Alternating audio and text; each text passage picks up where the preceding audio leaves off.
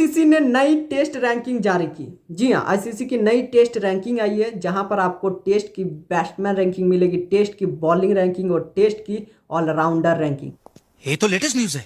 तीनों को बताएंगे कौन सा गेंदबाज टॉप पर है, कौन सा बल्लेबाज टॉप पर है, कौन सा ऑलराउंडर टॉप पे है। लेकिन यहाँ पर एक नए टेस्ट बल्लेबाज जो है टॉप पर पहुंच चुका है, जिसने तबाही मचा के रख दिया। और हमारे टीम इंडिया के कुछ ऐसे खिलाड़ी जिनको काफ़ी ज़्यादा फायदा हुआ, तो कुछ ऐसे खिलाड़ी जिनको काफ़ी ज़्यादा नुकसान हुआ। इतना ज़्यादा नुकसान हुआ कि आप विश्वास नहीं कर पाओगे। हम आपको बताएंगे किसको नुकसान हुआ, किसको फायदा हुआ है। लेकिन उससे पहले इंग्लैंड के खिलाड़ियों ने इंग्लैंड के खिलाड़ी को ही पछाड़कर टॉप पर बन गए। चलिए सबसे पहले बात करते हैं टेस्ट की बैट्समैन रैंकिंग से।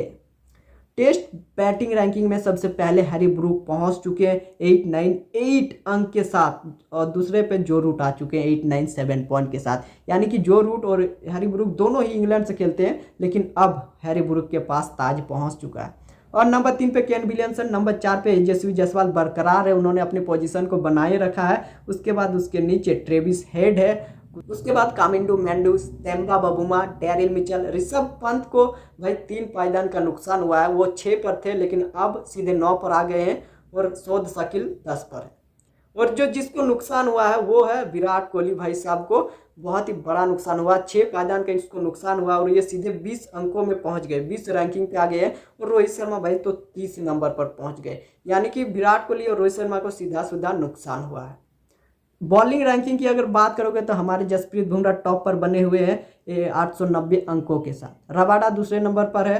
तीसरे नंबर पर ऑस्ट्रेलिया के हेजलवुड, उसके बाद पैट कमिंग्स, और अश्विन को एक पायदान का यहाँ पे नुकसान हुआ है, वो थे 5 पर, आ गए 6 पर। उसके बाद रविंद्र जडेजा है 7 पर।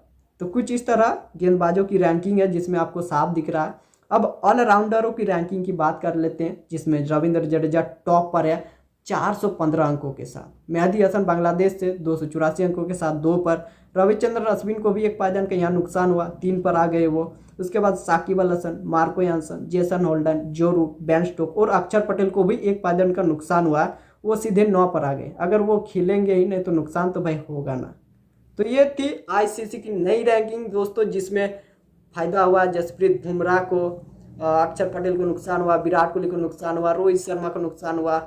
लेकिन यशस्वी जायसवाल अपनी पोजीशन को अभी भी बरकरार बनाए रखे। अब देखते हैं दूसरे टेस्ट में किस तरह की बल्लेबाजी गेंदबाजी होगी टीम इंडिया के खिलाड़ियों से। बाकी आपको क्या लगता है कमेंट कीजिए, चैनल पर नहीं तो सब्सक्राइब कीजिए। आज के लिए इतना ही, तब तक के लिए जय हिंद।